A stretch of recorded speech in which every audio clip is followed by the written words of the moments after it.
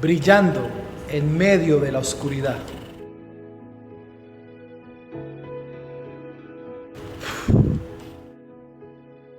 Para ninguno de nosotros es un misterio que vivimos tiempos de oscuridad. El solo hecho de ver las noticias nos informan de la cruda realidad que vivimos en la actualidad. Solo por citarle un ejemplo de la oscuridad en que vivimos, Gina Tambini, columnista del periódico El Tiempo, esta semana escribió lo siguiente: la semana pasada la pandemia por COVID-19 llegó a 11.5 millones de casos reportados y 417,000 muertes en la región de las Américas. Considerándose esta el epicentro de la pandemia que aporta más del 50% de los casos a nivel mundial. Pero me llamó mucho la atención su segundo párrafo en esto. Detrás de estas estadísticas se esconden millones de historias de dolor por las vidas perdidas. Y también el sufrimiento de quienes han tenido que enfrentar los impactos en otras esferas de la vida, como por ejemplo la pérdida económica hasta las afectaciones a la salud mental. Vivimos tiempos de oscuridad. Y mis hermanos, esta es una crisis que está poniendo a prueba no solo los principios y valores, sino aún nuestra fe. Por lo tanto, la iglesia en estos tiempos vive un gran desafío. Y la pregunta que todo esto debe generarnos a nosotros, la iglesia del Señor Jesucristo, es: ¿cómo podemos brillar en medio de tanta oscuridad? ¿Cómo la iglesia puede mostrar la voluntad de Dios hacia un mundo que no le conoce? ¿Cómo podemos actuar cuando nosotros mismos nos vemos en medio de tanta oscuridad? Y saben, hoy Dios nos va a hablar. Y Dios hoy nos va a mostrar que no solamente Él nos ha salvado, sino que nos va a utilizar para hacer evidente que Dios está con su pueblo y para mostrar a un mundo que está sumido en la oscuridad que Cristo Jesús es un gran rey que puede seguir y sigue salvando a muchos. Así que yo le invito, acompáñeme a leer Filipenses capítulo 2, versículos 12 al 18 de nuestro texto de predicación, y leamos juntos la palabra de Dios. Dice, versículo 12, así que, mis queridos hermanos, como han obedecido siempre, no solo en mi presencia, sino mucho más ahora en mi ausencia, lleven a cabo su salvación con temor y temblor. Pues Dios es quien produce en ustedes tanto el querer como el hacer, para que se cumpla su buena voluntad. No olvide eso, para que se cumpla su buena voluntad. Hágalo todo sin quejas ni contiendas, para que sean intachables, para que sean puros, para que sean hijos de Dios sin culpa en medio de una generación torcida y depravada. En ella ustedes, y yo quiero que se preste mucha atención a esto, en ella ustedes brillan como estrellas en el firmamento, como manteniendo en alto la palabra de vida. Hacia el día de Cristo me sentiré satisfecho de no haber corrido ni trabajado en vano, y aunque mi vida fuera derramada sobre el sacrificio y servicio que proceden de su fe, me alegro y comparto con ustedes mi alegría. Así también ustedes, alégrense y compartan su alegría conmigo. Mis hermanos, cuando nosotros leemos este pasaje, lo primero que llama mucho la atención son los versículos 12 y 13. Porque tenemos estas expresiones: lleven a cabo su salvación con temor y temblor. Pues Dios es quien produce en ustedes tanto el querer como el hacer. Estos versículos nos van a servir para entender que probablemente Pablo escribió con la intención de introducir una preocupación en ese momento. Y su preocupación está en el versículo 14. Háganlo sin quejas ni contiendas. Porque, para ser honestos, cuando vivimos crisis, cuando vivimos momentos de oscuridad, si algo trae en esos momentos son quejas y contiendas. Déjeme preguntarle algo. esta semana, ¿usted se ha quejado esta semana? Por X o Y motivo. Y la verdad es que muchos de nosotros nos quejamos y decimos, a mí no me gusta este clima, a mí no me gusta este gobernante, a mí no me gustan estas decisiones, yo quisiera irme de este país por toda la inseguridad. Nos quejamos, y diría yo, casi que por todo. Algunos consideran que Pablo está recordando la historia del pueblo de Israel en el desierto. Y Pablo está recordando que los israelitas se quejaban ante Moisés, pero Moisés les deja claro que las quejas no son contra él. Toda queja es contra Dios, porque si Dios es soberano y Él gobierna todo y no estamos conforme con lo que sucede, nos quejamos finalmente delante del Rey. La iglesia hoy tiene personas quejumbrosas y descontentas por todas las cosas que estamos viviendo. La pregunta que esta situación despierta es la siguiente: Pablo, apóstol Pablo, ¿cuál es entonces la motivación para no quejarnos y hacer evidente que Dios nos ha salvado para brillar en medio de un mundo lleno de oscuridad? Pues muy bien, quisiera proponerles esta mañana 2 puntos para desarrollar la idea de nuestro pasaje. El primer punto lo encontramos en los versículos 12 y 13 y el segundo en los versículos 15 al 18. Desarrollemos nuestro primer punto y quisiera desarrollarlo con esta frase: Dios nunca nos va a pedir algo que Él no haya hecho primero. No lo olvides. Dios nunca nos va a pedir algo que Él no haya hecho primero. El propósito de Pablo en los versículos 12 y 13 es aplicar la historia de humillación, exaltación de Cristo a la situación que viven los filipenses. Por eso abre su nueva sección con una frase conectora: así que. Y lo que Pablo tiene en mente es la obediencia de Cristo, el ejemplo de Cristo, la humildad de Cristo, el sacrificio de Cristo. Lo que Pablo está haciendo es animando a los filipenses y a todos nosotros en ser obedientes como Cristo lo fue. Porque recuerda, Dios no nos va a pedir nada que Él primero no haya hecho.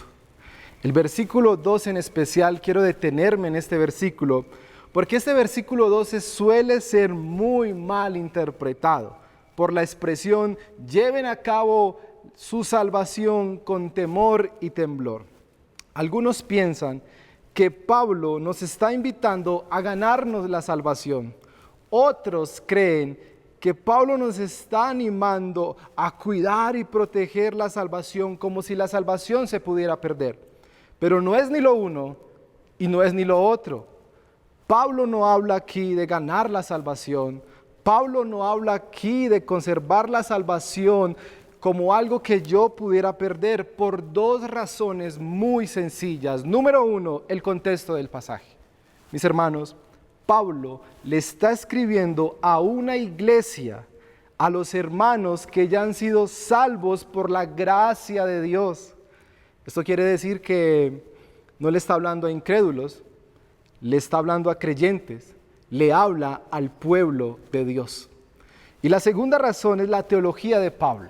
Nosotros no podemos hacer teología de un solo versículo, tenemos que mirar otros pasajes. Y ya el apóstol Pablo en su carta a los Efesios, capítulo 2, versículos 8 y 9, deja muy claro que la salvación no es por nuestras obras, la salvación es por la gracia de Dios. La salvación viene de Dios. Por lo tanto, la Biblia no se contradice a sí misma. Déjeme leerle Efesios capítulo 2, versículos 8 y 9. Porque por gracia, ustedes, nosotros, hemos sido salvos mediante la fe. Y me encanta esto porque aún la fe no procede de nosotros, sino que es un regalo de Dios. ¿Y saben cuál es la razón? La razón es que no es por obras, para que ninguno de nosotros se jacte o se sienta orgulloso de haber tomado la mejor decisión. Esto es por pura gracia de nuestro buen Dios. Habiendo dado respuesta a las objeciones que tiene nuestro pasaje, pasemos a responder entonces de qué está hablando Pablo. ¿Por qué? No olvides, mi hermano, Dios nunca nos va a pedir algo que Él no haya hecho primero. Y el esfuerzo que Pablo está hablando aquí es el proceso que nosotros llamamos santificación. No lo olvide, de lo que Pablo está hablando es del proceso de santificación. Para los que quizás es la primera vez que escuchan este término, déjeme explicarle o definirle qué es la santificación. Santificación podríamos decir que es la madurez espiritual. Es la madurez espiritual, lo cual se da a lo largo de la vida cristiana. Santificación también podría definirse como un proceso sobrenatural que Dios realiza en nuestros corazones, en nuestras vidas, en el cual permanecemos activos. Y ojo con esto, porque yo llego a la conclusión de que permanecemos activos por la frase lleven a cabo. Está en el tiempo presente, es decir, es algo que tú y yo como hijos de Dios tenemos que abrazar de por vida. En otras palabras, la santificación es un estilo de vida que yo abrazo para crecer cada día a la imagen de Cristo Jesús. Déjeme ilustrarle esto con el crecimiento natural de la vida, con el crecimiento de mis hijos. Yo tengo 2 hijos, uno de 2 años y otro de 9 años. Son mis hijos, tienen el mismo papá, la misma mamá, pero ambos crecimientos son totalmente diferentes. Déjeme darle este ejemplo. Andrés Felipe, mi hijo de 9 años, cuando tenía sus 2 años de edad, ya comía solo. Andrés Felipe dejó el pañal antes de los 2 años. Y la alegría para los papás. Pero Juancho tiene 2 años y no ha dejado el pañal y le cuesta comer solo, se pone a jugar. Tienen el mismo padre, tienen la misma madre, y aunque sus procesos sean diferentes, no quiere decir que no tengan las mismas capacidades o que no tengan los mismos recursos. Mis hermanos, lo mismo pasa en el pueblo de Dios. Tenemos el mismo Padre, pero todos andamos en procesos de santificación diferentes. Pero ojo, cuidado con esto. Todos debemos crecer en nuestra madurez espiritual. Anormal fuera que mi hijo de 2 años, Juancho, al cumplir sus 9 años, todavía utilice pañal. Eso sí sería anormal. Algo pasa. Pero nosotros somos conscientes que muchos hermanos pueden tener 8 o 10 años en el cristianismo y siguen viviendo como bebés espirituales, no crecen. Eso es anormal. La pasividad no es propia de alguien que ha sido salvado por Dios.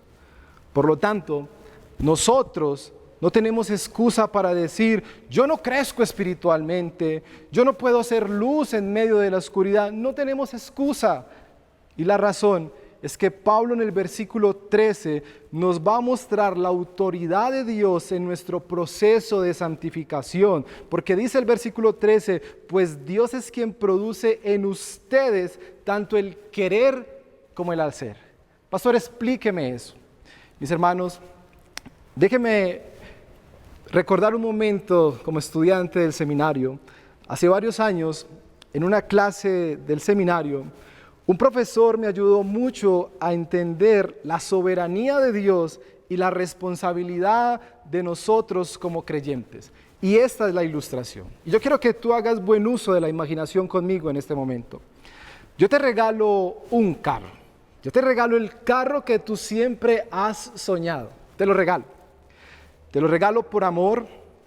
Te lo regalo por iniciativa propia. Tú no hiciste nada para que yo te lo regalara. Te di ese carro, te lo regalé por amor. Yo te digo a ti que el costo de ese carro fue un gran sacrificio para mí. Eso hace que tú te sientas muy, pero muy agradecido. Yo te pido que lo disfrutes. Yo te pido que lo cuides. Yo te pido que sirvas a los demás con ese carro. Pero resulta que cuando vas a manejar el carro, tú descubres que tienes una enfermedad en tus pies y en tus manos, lo cual te imposibilita para manejarlo. Y estás triste. Tienes el carro, pero no sabes y no puedes manejarlo. Y digamos que yo me entero de eso.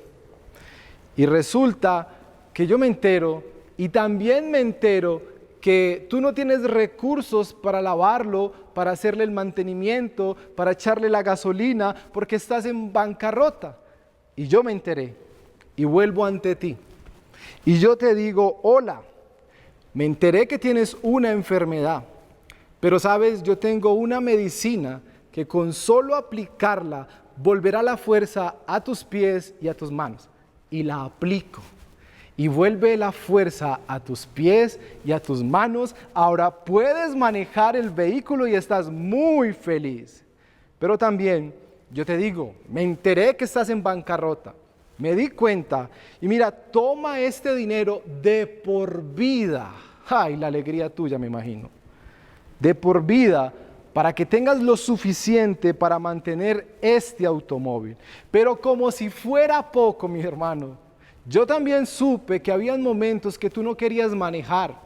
Yo me enteré que había momentos que tú dejabas el vehículo tirado y yo fui, te ayudé, te llevé, te animé, estuve en todo ese proceso.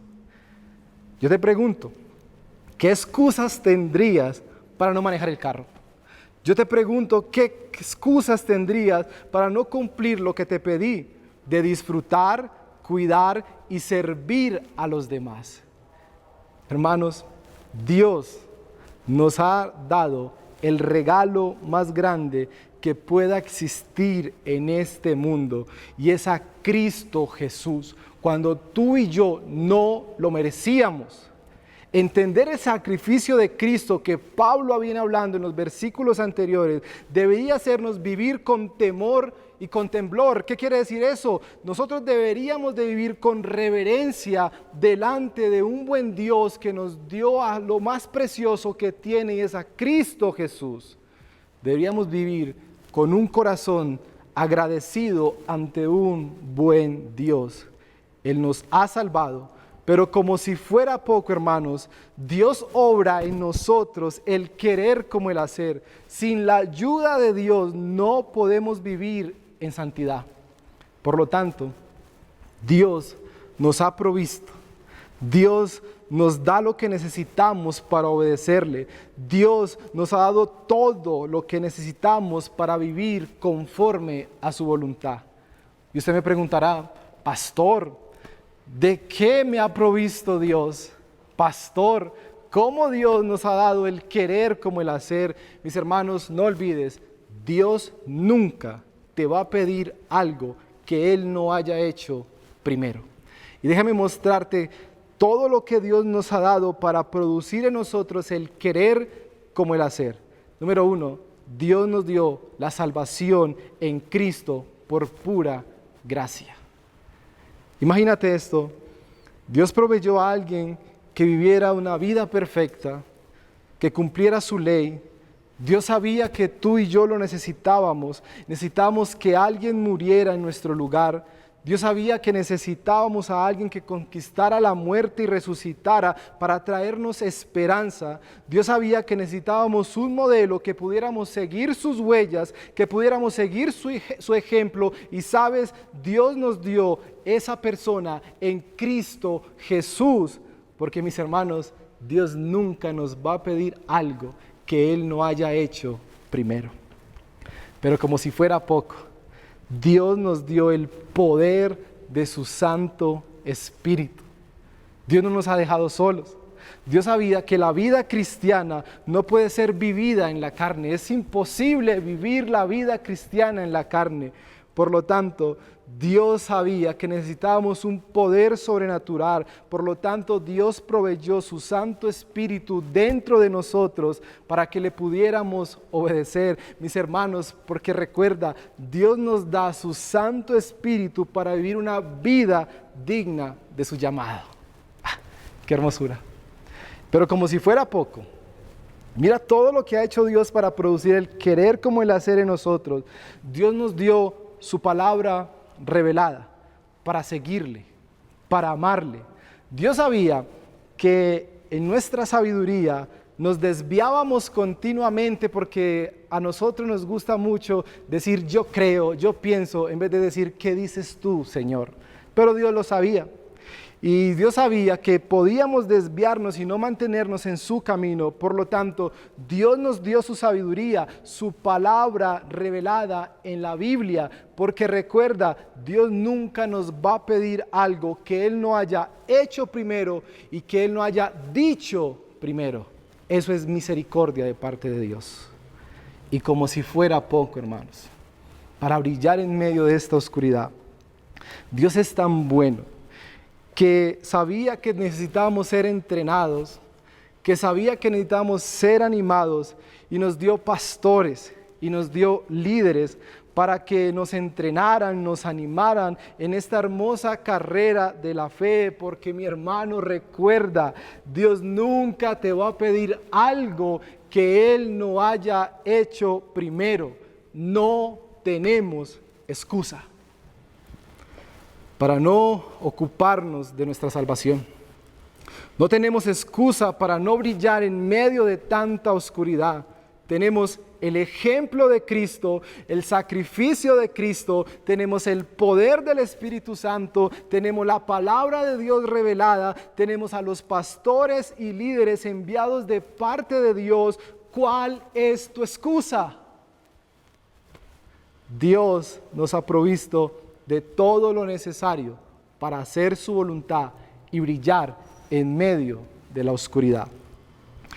Creo yo que cuando vemos un hijo de Dios no viviendo como es digno de su llamado, todo lo que acabo de mencionar, asumiendo pues que es un hijo de Dios, probablemente ha comenzado a alejarse, ya sea por rebeldía o por falta de lectura de la palabra, o por falta de oración. Recuerda esto, separados de Él, separados de Cristo, tú y yo nada podemos hacer, porque la vida cristiana no se vive en nuestras fuerzas, se vive en el poder del Espíritu Santo. Ahora, una pregunta que podemos hacernos es, ¿para qué Dios está haciendo todo esto? Y mis hermanos, el versículo 13, parte B, dice, para cumplir su buena voluntad. Y esto me permite entrar en mi segundo y último punto, el cual quiero conectar con esta frase. La voluntad de Dios se expresa a través de la iglesia. La voluntad de Dios se expresa a través de la iglesia. Tú y yo somos la iglesia. Mis hermanos, al igual que la iglesia en la época de Pablo, la iglesia de hoy vive en medio de una sociedad y un mundo pervertido. La perversidad del mundo moderno es evidente y escandalosa. Los ejemplos aquí sobran porque a diario lo vemos. La cultura moderna se ha pervertido y desviado radicalmente de lo que es la voluntad de Dios. Pero recuerda, mi hermano, recuerda esto. Pablo ya nos ha dicho lo que tenemos en Dios. Versículos 12 y 13. Estamos capacitados, tenemos la provisión de Dios para hacer la voluntad de Dios, y esa es la base para decirnos las razones por las que no deberíamos murmurar ni quejarnos, porque Dios nos ha dado todo, mis hermanos. Ahora, en la primera parte del versículo 15, Pablo nos habla del carácter cristiano. Y Pablo va a mencionar algunos rasgos del carácter de un cristiano que brilla en medio de la oscuridad. Dice irreprensibles, nadie tiene nada que decir contra ti por tu forma de comportarte, porque vives conforme al Evangelio. Sencillo, porque sirves a los demás, muestras la humildad de Cristo. Eres un hijo de Dios sin mancha en medio de una sociedad que cada día se sume más en la oscuridad. Pero en el versículo 16, Pablo nos habla acerca de que los creyentes debemos decir. Pablo nos dice que el contenido de nuestro mensaje es sencillamente el Evangelio. Con el Evangelio nosotros podemos brillar en medio de la oscuridad. Con el Evangelio nosotros podemos mostrar que Cristo sigue salvando, perdonando y sirviendo a una comunidad y a una sociedad que está en medio de la oscuridad. Cuando Pablo utiliza la palabra brillar, es un sentido metafórico. Pablo declara, y escúchame bien esto, que los cristianos debemos ser lumbreras. Debemos ser lumbreras morales, debemos ser lumbreras espirituales, que irradiamos la verdad de Dios, que enseñamos la palabra de Dios. Imagínate esto, un mundo sin el pueblo de Dios quedaría sumido en la total oscuridad. Es por eso que debemos pensar, mi hermano, y reflexionar esta mañana, que nuestra manera de vivir afecta de forma considerable a las personas que nos rodean. Te voy a repetir esto. Tu manera de vivir, mi manera de vivir afecta considerablemente a las personas que nos rodean. Y cuando yo pienso en esto, quiero dejarte algunos retos en este 2020. Quiero invitarte para que tú y yo seamos luz en medio de la oscuridad. Y lo primero que yo quiero animarte para hacer luz en medio de la oscuridad y mostrar el carácter de Cristo y mostrar la palabra de Cristo. Número 1, hermano, ora por los gobernantes. A mí me parece tan triste la situación que vivimos en nuestro país, pero a veces nosotros nos quejamos, criticamos, juzgamos, nos burlamos de nuestros gobernantes y sus decisiones. Si tú alguna vez has estado en una posición de liderazgo, sabes lo complejo que es. Lo mejor que tú y yo podemos hacer es orar por ellos, para que nuestro buen Dios les dé sabiduría necesaria. No nos unamos a las críticas de nuestro presidente y de nuestros alcaldes, oremos por ellos. Seamos luz en medio de la oscuridad. Pero lo segundo, mi hermano y hermana que me ves esta mañana, ora por un no creyente, evangeliza. Todos al menos tenemos a un no creyente como amigo. Puede ser un familiar, puede ser un amigo, puede ser un compañero de trabajo, un compañero de la universidad, un compañero del colegio. Toma este mes, agosto y septiembre, toma estos 2 meses y escribe el nombre de esa persona y llama a esa persona y dile, quiero orar por ti este mes. Y compártele, dile, compárteme un motivo de oración por el que yo pueda clamar a Dios por ti en estos tiempos tan difíciles. Y toma tiempo para orar por esa persona, pero también pídele a Dios que te dé la oportunidad de predicarle el Evangelio, porque mi hermano, tú y yo estamos llamados a ser luz en medio de la oscuridad. Pero también te quiero animar y te quiero retar en este 2020, ayuda a una familia necesitada. Si conoces a alguien que pasa por momentos críticos, según como Dios te haya bendecido, ayuda.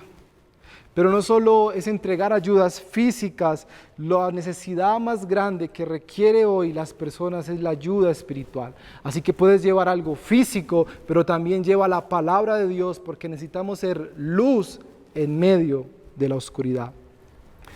Y mis hermanos que quizás son los únicos creyentes en su familia, te animo esta mañana para que organices una reunión. Si eres el único creyente, si solamente son 2 creyentes en una familia, yo te animo para que durante este mes tú puedas tomar un tiempo, organizar una reunión especial, puede ser acompañado de una rica comida y que tú puedas reunir allí a tu familia y dar gracias por ellos. En otras palabras, sirve a los tuyos, sé luz en medio de la oscuridad.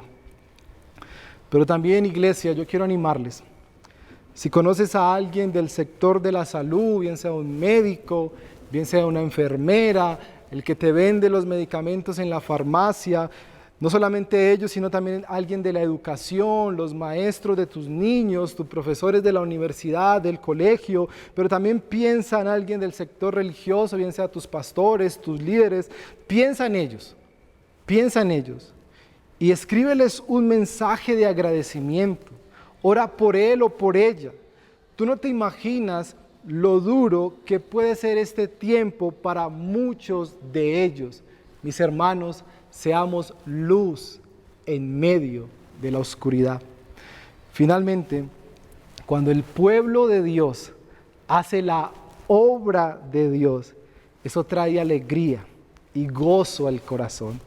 Pues al igual que el apóstol Pablo en los últimos versículos, nosotros, sus pastores, sabremos que no hemos corrido ni trabajado en vano cuando vemos que en medio de tanta oscuridad, ustedes, la iglesia, expresan la voluntad de Dios a través de sus acciones.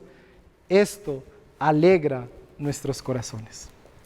Así que permítame simplemente concluir o hacer un resumen de todo lo que hemos visto esta mañana. Conclusiones de nuestro sermón. Iglesia, Dios nos alcanzó para salvación. ¡Qué alegría! Por lo tanto, tú y yo debemos hacer evidente esta salvación. Debemos hacer evidente que Dios es el centro de nuestras vidas. Familia e iglesia, la presencia del Espíritu Santo mora en nosotros, trabajando maravillosamente para brillar en medio de la oscuridad. Familia e iglesia, Dios nunca nos va a pedir algo que Él no haya hecho primero. Tú y yo seguimos los pasos de Jesucristo. Familia e iglesia, la voluntad de Dios se expresa a través de la iglesia.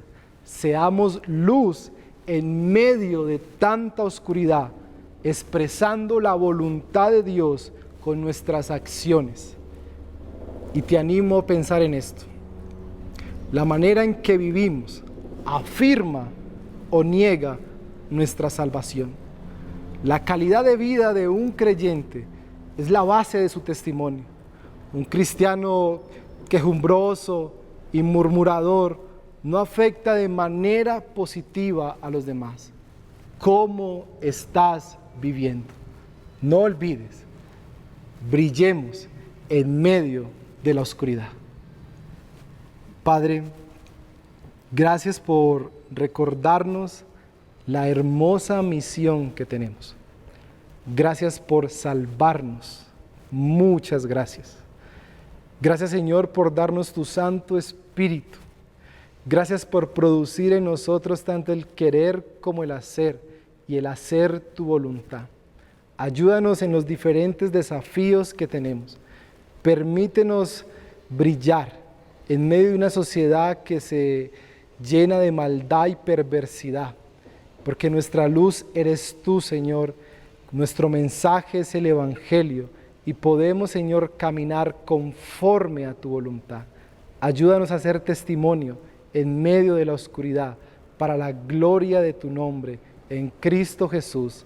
Amén y amén. Queremos invitarte a que nos acompañes en nuestro live de preguntas y respuestas. Estaremos a las 5 de la tarde en Facebook y YouTube para responder a tus interrogantes y profundizar juntos en la predicación. Te esperamos.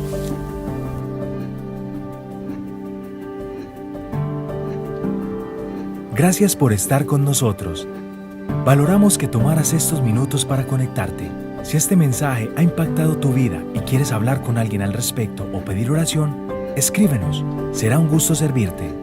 No olvides, suscríbete a nuestro canal de YouTube para recibir notificaciones de más mensajes como este. Hasta pronto.